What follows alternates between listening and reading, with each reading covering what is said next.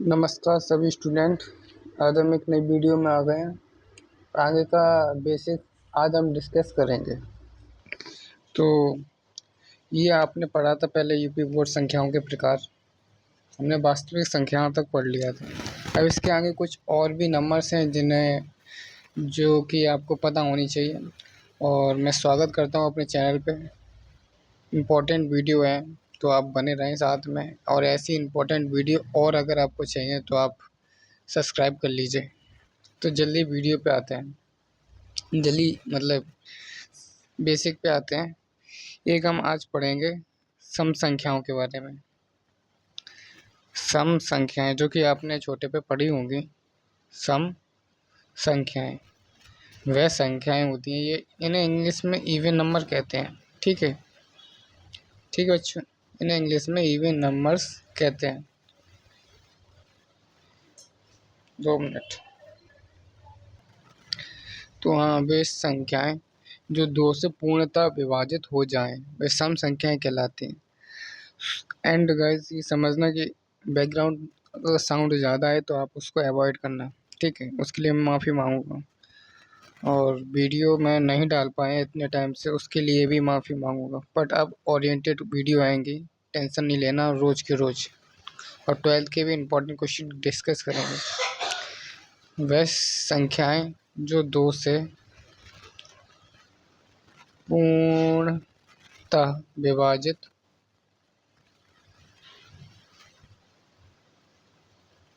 हो जाएं वह सम संख्याएं होती हैं। ठीक है, वह सम संख्याएं कहलाती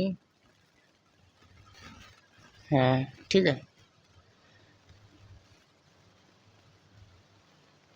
कहलाती हैं। एग्जाम्पल में आप देखिए, 2 कट जाएगा ना, वह संख्याएं जो 2 से विभाजित होती हैं। 2 2 से कट जाएगा, -4 भी कट जाएगा, 6 भी कट जाएगा, 2 8 4 3 2 1 6 भी 2 से कट जाएगा, क्योंकि इधर पीछे सम संख्या है तो वो भी कट जाएगी। ठीक है, बहुत सारी संख्याएं एक्सेट्रा लिख दीजिएगा। ठीक है,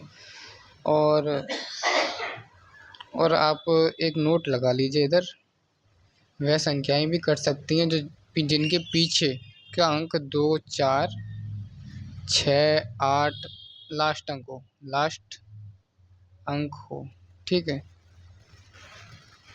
वो भी कट सकती है। ठीक है, ऐसे ही विषम संख्या के बारे में डिस्कस करेंगे। ठीक है, इसमें मैं पोज कर दे रहा हूँ वीडियो, जो कि आप मैं नोट पहले कर लूँ। ठीक है, डेफिनेशन नोट कर लूँगा, जिससे आपका एक इम्पोर्टेंट टाइम बच जाएगा। मैं डायरेक्ट आपको डेफिनेशन दूंगा। ऑड नंबर इन्हें कहते हैं इंग्लिश में, ऑड नंबर। मैं फिर आप लोगों से कह रहा हूँ कि अगर बैकग्राउंड साइड परेशान कर रही हो तो मुझे माफ़ कर देना। मैं पोज कर दे रहा हूँ, तो 2 मिनट। अब देखिए, विषम संख्याओं के बारे में जानें। वह संख्या जो 2 से पूर्णतः विभाजित ना हो वह विषम संख्याएं कहलाती हैं। ठीक है, तो जो सम ना हो वो विषम भी कह सकते हैं उनको। जो 2 से ना, इधर क्या हो रहा था, 2 से पूर्णतः विभाजित हो रही थी। इधर क्या है, 2 से पूर्णतः विभाजित ना हो। पूर्णतः का मतलब समझ रहे हैं आप? पूर्णतः का मतलब ये है कि 2 से पूरा चला जाए। ठीक है, एक बार जैसे 5 आता है, 2 से कट तो ये भी जाएगा, पर वन ये आपका 2.5 में कटेगा। ये जो आपका 2.5 में पड़ेगा, पॉइंट लगाएंगे 0 बन जाएगा, और ये 0 से 10 बन जाएगा, और 10 काट देंगे 5 बार से। ठीक है, पूर्णतः का मतलब ये होता है। तो आप क्लियर हो गया होगा कि विषम संख्याएं क्या है, और आपको पता होना चाहिए ये चीज़ें। तो अब समझिए अभाज्य संख्याएं को। इन इंग्लिश में प्राइम नंबर कहते हैं। तो एक से बड़ी प्राकृतिक संख्याएं, ठीक है, एक से बड़ी वे प्राकृतिक संख्याएं, काउंटिंग नंबर इन इंग्लिश में कहते हैं। ठीक है, जो एक या स्वयं के अलावा किसी दूसरी संख्या से विभाजित ना हो, समझ रहे, वे अभाज्य संख्याएं कहलाती हैं। एग्जाम्पल के लिए आप देखिए, एग्जाम्पल के लिए 2 हो गया, 3 5 7 एंड 11 13 17 एंड 19 23 29, 31, ये तो पता ही होना चाहिए, इसके आगे भी पता होने चाहिए आपको ये नंबर। ये याद रखना, ये प्राइम नंबर्स होते हैं, ये इम्पोर्टेंट है, जो कि कहीं भी ज़रूरत होगी, जिन्हें टेंथ में, मतलब टेंथ में काम आएगा ये आपके, ठीक है। एंड अब इसके अलावा भाज्य संख्याओं के बारे में जानेंगे। भाज्य संख्याएं क्या होती हैं? वह संख्या जो अभाज्य नहीं होती वो भाज्य होती है। भाज्य मतलब कंपोजिट नंबर इंग्लिश में कहते हैं, कंपोजिट नंबर, ठीक है। आप लोगों को किसी को भी कुछ डाउट हो तो कमेंट जरूर करिएगा, हमारे चैनल में जरूर बने रहे। इसको मैं पोस्ट कर देता हूँ, मैं लिख लेता हूँ जिससे आपका टाइम बर्बाद ना हो। इधर आप भाज्य संख्याओं को समझिए। भाज्य संख्याएं कंपोजिट नंबर क्या होते हैं? वह प्राकृतिक संख्याएं जो एक या स्वयं के अलावा किसी दूसरी संख्या से विभाजित हो, उसे भाज्य संख्याएं कहेंगे। तो एग्जाम्पल के लिए हम कहेंगे 4, 6, 9, 10 एक्सेट्रा। जैसे कि 4 2 से भी कट सकता है, एंड 4 से भी कट सकता है, और 1 से तो कटता ही है। वैसे ये 2 से भी कटता है, 3 से भी कटता है, और 6 से भी कटेगा। और ये 9 आपका 3 से भी कटेगा, और 9 से भी कटेगा। ये 10 आपका 2 से भी कटेगा, 5 से भी कटेगा, और 10 से भी कटेगा। तो ये भाज्य संख्या के फॉर्मूला मतलब उदाहरण है। भाज्य संख्या का मतलब है कि वो अभाज्य ना हो, वो एक बार ना घटे, बल्कि उसका टर्मिनेशन दूसरी बार भी हो जाए। तो अब हम पढ़ेंगे कि संख्याएं, सहअभाज्य संख्याएं। सहअभाज्य संख्याएं क्या होती हैं? सहअभाज्य संख्याओं का मतलब जिनका एचसीएफ एक हो वो सहअभाज्य संख्याएं कहलाती है, ठीक है। ये भी आपके लिए इम्पोर्टेंट है चैप्टर 1 के लिए। चैप्टर 1 में बहुत यूज़ आएगा इसका, सहअभाज्य संख्याएं। बीते मैंने इम्पोर्टेंट क्वेश्चन कराए भी थे सहअभाज्य संख्याओं के लिए, जिसमें एचसीएफ एक होता है। रूट रूट वाले नंबर्स में जिनमें एचसीएफ एक होता है, तो वो ऐसा ही एक एग्जांपल लिया था, वो परम संख्या नहीं कहलाती है, परम संख्याएं कहलाती हैं, ठीक है। इसमें डेफिनेशन देखिए, या दो से अधिक दो या दो से अधिक संख्याएं दो या दो से अधिक संख्याएं जिनका, कॉपी टेढ़ी है थोड़ा, जिनका एचसीएफ एक हो। माफ़ कीजिएगा, थोड़ी बैकग्राउंड साउंड है। से अभाज्य से भाज्य संख्याएं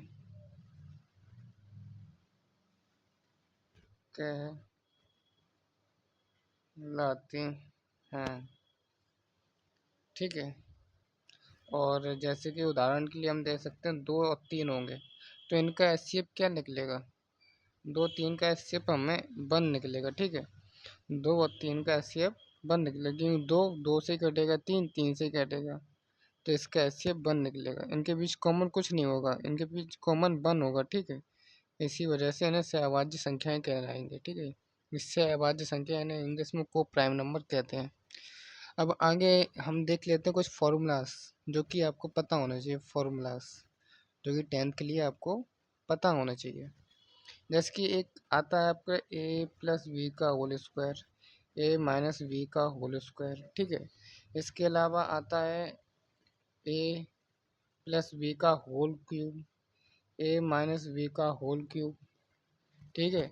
और a square minus B square आता है, and a cube plus B cube आता है, ए क्यूब माइनस बी क्यूब आता है, and a plus b plus c का होल क्यूब, ठीक है। ये आपको पता होने चाहिए, टेंथ में इंपॉर्टेंट होते हैं, इनका पता होना आपको बहुत ज़रूरी है, जो पल पल काम में आता है। A square plus B square का होल फॉर्मूला होता है a square plus B square plus 2ab, ठीक है। एंड ए माइनस बी का होल स्क्वायर होता है a square plus B square minus 2ab, जो कि आपको पता भी होंगे, बहुत सिंपल फॉर्मूले। बट ए प्लस बी का होल क्यूब आपको शायद ना पता हो। A cube plus B cube plus 3ab into a plus b, ठीक है। इसको फॉर्मूला खोल भी सकते हैं, आगे इसको खोल भी सकते हैं, इसका इंटू इसमें कर सकते हैं, ठीक है। एंड ए माइनस बी का होल क्यूब क्या होगा, a cube minus B cube minus 3ab और अंदर ए माइनस बी, ठीक है, होल, इसका इंटू कर सकते हैं। और ये तो आपको पता होगा, A square minus B square जो कि होता है ए plus B into A minus B, ठीक है। एंड ये A cube plus B cube जो कि आपको शायद ना पता हो, ए प्लस बी का whole and A square plus B square minus A B under bracket, ठीक है। एंड इसका माइनस वाला है, ए क्यूब माइनस बी क्यूब का होगा ए माइनस बी का whole bracket into a square plus B square plus a b का whole bracket, ठीक है, इंटू में, ठीक है। और इसका इसका a plus b plus c का होल क्यूब होगा आपका a square plus B square plus c square plus 2ab plus 2bc plus 2ac, ठीक है। ये आपको क्लियर हो गया होगा, ये तो आपके लिए इम्पोर्टेंट है। इसके बाद हम कुछ समझेंगे कुछ बातें जिनको आपको पता होनी चाहिए, वो बेसिक बात है। जब हम किसी संख्याएं में जीरो ऐड करते हैं या जीरो माइनस करते हैं, जब किसी संख्या में जीरो ऐड करते हैं, मैं आपको ये डेफिनेशन नहीं लिखाने वाला, ये बस आपको बता रहा हूँ। जैसे 2+1 कर दिया तो आपको 2 ही मिलेगा, जैसे कि 3+0 कर दिया तो आपको मतलब सॉरी 3 ही मिलेगा। आप किसी भी संख्याएं में, किसी भी बड़ी से बड़ी संख्याएं में अगर जीरो ऐड करेंगे तो आपको वो ही मिलेगा। एंड किसी भी बड़ी संख्याएं में अगर आप जीरो माइनस करेंगे तो वो ही मिलेगा, ठीक है। चाहे एग्जाम्पल कुछ भी ले लीजिए, ठीक है, 10 - 0 10 बचेगा। तो ये बात आपको क्लियर हो गई कि ये एक बेसिक चीज़ है। अब आप किसी भी संख्या में जीरो से गुणा कर दें या भाग कर दें या जीरो से गुणा कर दें, जैसे पहले गुणा वाली समझिए, जैसे 12 का गुणा जीरो में कर दिया तो आप वो चीज़ जीरो हो जाएगी पूरी। जैसे 10 का गुणा जीरो में कर दिया तो पूरी चीज़ जीरो, 1 का गुणा जीरो में कर दिया तो पूरी चीज़ जीरो हो जाएगी। एंड जैसे जीरो में भाग दें किसी चीज़ का, जैसे जीरो में भाग दे दिया हमने 12 का तो जीरो हो जाएगा, जीरो हमने भाग दे दिया 3 का तो जीरो हो जाएगी संख्या। और इसके बाद समझिए, जब हम जीरो से भाग दे दें तो वो संख्या इनफाइनाइट हो जाएगी, इस अपरिभाषित हो जाएगी, ठीक है। वो संख्या अपरिभाषित हो जाएगी, उसको हम परिभाषित नहीं कर सकते। जैसे ही हम 5 का जीरो में कर दें इनफाइनाइट, वो भी मिलेगा, ठीक है। तो इनफाइनाइट संख्या मिलेगी हमें। एंड इसके बाद आप ये समझिए कि जीरो में भाग देने पर और हाँ, अगर वन का मतलब भाग दें या गुणा करें वन से, जैसे 12 × 1 तो आपको 12 ही मिलेगा, ठीक है। ऐसे कि 13 × 1 आपको 13 ही मिलेगा। ऐसे ही भाग दे दो वन से, 12 का भाग दे दो वन से तो आपको 12 ही मिलेगा। एंड 13 का अपॉन तो आपको 13 ही मिलेगा। ये आपको चीज़ पता होंगी शायद, ये आपको ये चीज़ें पता होंगी, ठीक है। तो ये आपको पता होनी चाहिए, जो कि आपने पहले ही पढ़ा होगा। यहाँ पे वेरिएबल भी ले सकते हैं, अगर जैसे ये बात अगर मैं आपको बताऊँ, ज़ीरो में दे दिया अगर डिवाइड किसी भी संख्या को तो इनफाइनाइट ही होगा, ठीक है। ये ऊपर वाली चीज़ लेके बता रहा हूँ वेरिएबल के अंडर में। ऐसे हम आपको एक चीज़ और बताएं, साइन का गुणा, ठीक है। साइन का गुणा ये भी आप इम्पोर्टेंट चीज़ समझिए। मैं इसकी डेफिनेशन नहीं लिखाने वाला हूँ क्योंकि आपको पता होनी चाहिए। अगर आप बोलेंगे तो डेफिनेशन भी लिखा दूंगा। जैसे प्लस का इंटू प्लस में होगा, साइन थोड़ा चेंज कर देते हैं, आप समझिए, इंटू इंटू इंटू। जैसे माइनस का इंटू प्लस में होगा, प्लस का इंटू माइनस में होगा, माइनस का इंटू माइनस में होगा, तो आपको क्या मिलेगा, एक्चुअल में मिलेगा क्या, इंटू का साइन है। ये जो बीच में चल रहा है वो इंटू का साइन है। जब इनका गुणा होगा तो आपको प्लस का प्लस ही मिलेगा, माइनस माइनस प्लस माइनस मिलेगा, प्लस माइनस माइनस मिलेगा, और माइनस माइनस भी आपको प्लस ही मिलेगा साइन। जैसे एग्जांपल देख लेते हैं यहाँ पे, जैसे माइनस का 3 × 2 तो आपको मिलेगा -6। ऐसे ही देख लेते हैं, 2 × 2, ये दोनों प्लस के हैं तो आपको 4 मिलेगा प्लस का। ऐसे ही -2 × -2, ये ब्रैकेट लगा देना, जिससे इजीली हम साइन को समझ पाएँ, ठीक है, कहाँ जा रहा है साइन। तो 2 × 2 4, और माइनस माइनस का इंटू हुआ तो वो भी प्लस हो जाएगा, ठीक है, प्लस के 4। ऐसे ही आपको देखना है 2 × -4, तो प्लस माइनस माइनस मिलेगा आपको माइनस का 8, ठीक है। तो ये एग्जांपल है। इसके बाद हम डिस्कस करेंगे बोर्ड मॉस का नियम, जो कि आपको पता होना चाहिए। बोर्ड मॉस, बोर्ड मास, बोर्ड मास का मतलब bracket of divide multiply add subtraction. अब देखिए मैं इधर लिख देता हूँ बोर्ड, बैकग्राउंड साउंड भाई अवॉइड करना, ODMAS,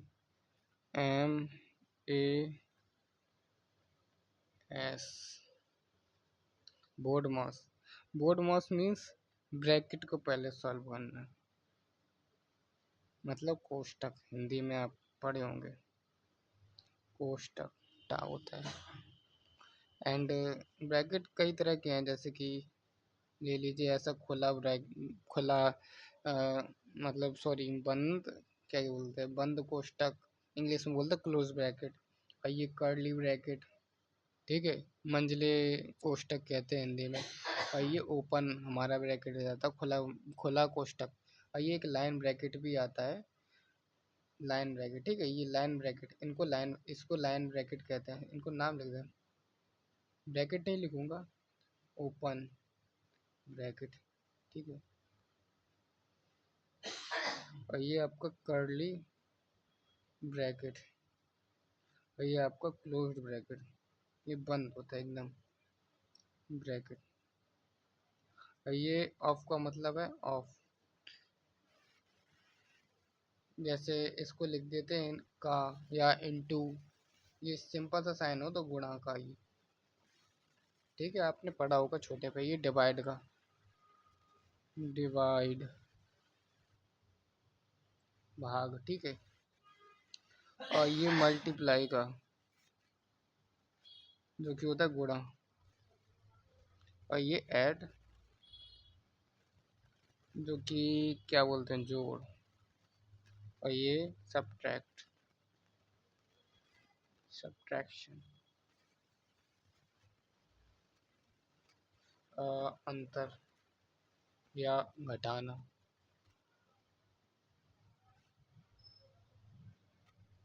ठीक है, अंतर या घटाना। इसके एग्जाम्पल भी हैं, बट मैं ये क्यों कराऊँ, पर चलो करा ही देते हैं। एक एग्जाम्पल, एक क्वेश्चन है, 2 प्लस मंझले कोष्टक है 3 - 4 प्लस 5, ये लाइन ब्रैकेट है, ऊपर ये लाइन ब्रैकेट है, 5 - 1 प्लस 8, और मंझले कोष्टक प्लस 7, और ये क्लोज ब्रैकेट प्लस 10 का ये बड़ा बेचो मतलब खुला ब्रैकेट, ठीक है। इसको सॉल्व करते हैं हम। पहले तो सबसे पहली बात क्या है, वुड मॉस के नियम के अनुसार सबसे पहले हम ब्रैकेट को सॉल्व करते हैं, ब्रैकेट में भी लाइन ब्रैकेट को, क्योंकि लाइन ब्रैकेट छोटा ब्रैकेट है, ठीक है, सबसे। तो सबसे अंदर क्या है, लाइन ब्रैकेट। तो 2 प्लस कर्ली ब्रैकेट ऐसे ही रखेंगे, 2 3 - 4 प्लस, इसको इसको सॉल्व करो, इसको 4 आएगा, ये प्लस 8, और ये कर्ली ब्रैकेट वैसा ही 7, ये क्लोज्ड ब्रैकेट, क्लोज ब्रैकेट यहाँ पे पहले लगा था, ठीक है गाइस। ये आपको खुला ब्रैकेट, तो ये आपको क्लोज ब्रैकेट लगाता है। और इधर 10 खुला ब्रैकेट, ठीक है, अरे ब्रैकेट क्या, ओपन ब्रैकेट, ठीक है, इंग्लिश में भी बोलेंगे, बहुत इजी लगता है इंग्लिश में थोड़ा। ये आपका आ गया क्लोज्ड, ये आपका ये 2 प्लस, अब ये छोटा है, अब इसको सॉल्व करिए, 3 माइनस, अब देखिए पहले प्लस प्लस के जोड़ लीजिए, फिर माइनस को जोड़ लीजिए, प्लस प्लस के क्या, प्लस के 4 प्लस के 8 प्लस के 3, 4 8 12, और ये 3 15 में से माइनस कर दो 4 को, माइनस के 4 है ना, 15 में से माइनस कर दो 4 को, तो क्या बचेगा प्लस के 11, क्योंकि जो प्लस के साइन है ना वो बड़े हैं। देखो 15 माइनस 4, 15 - 4 तो आपको क्या मिलेगा 11। साइन किसके आएंगे, जो साइन बड़ा है, 15 ज़्यादा बड़ा है ना, तो इस वजह से साइन उसके आएंगे।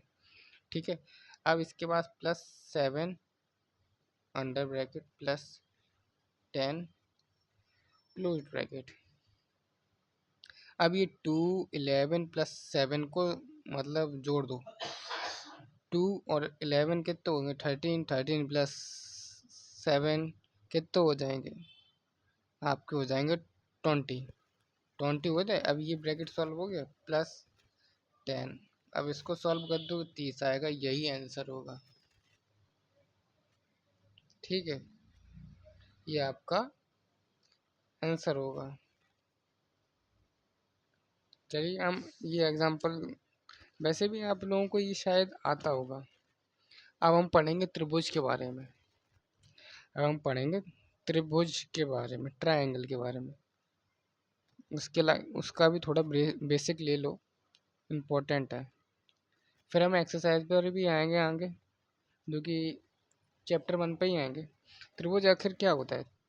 त्रिभुज एक्चुअल में 3 रेखाओं से घिरा हुआ एक आकृति होती है। 3 रेखाओं से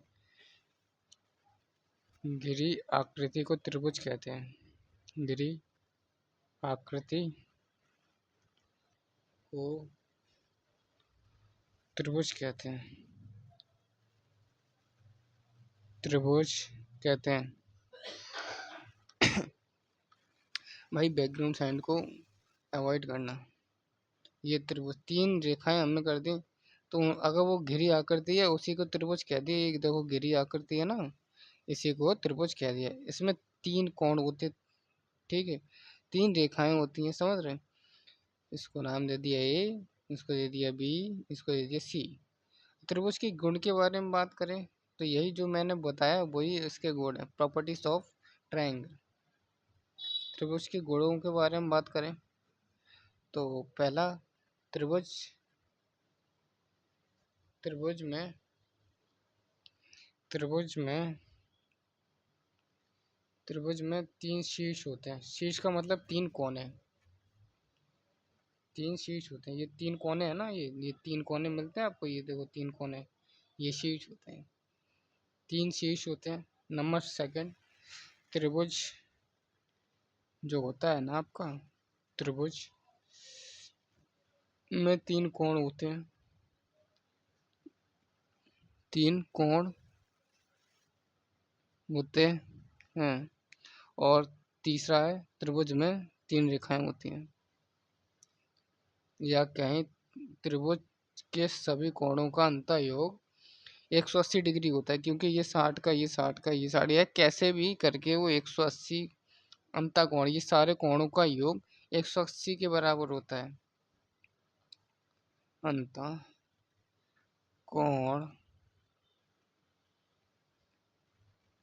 का योग 180 डिग्री होता है। और इसके प्रकार भी होते हैं, जैसे कि समबाहु त्रिभुज, विषमबाहु त्रिभुज, या आपका कहते हैं समकोण त्रिभुज, समझ रहे, या समद्विबाहु त्रिभुज।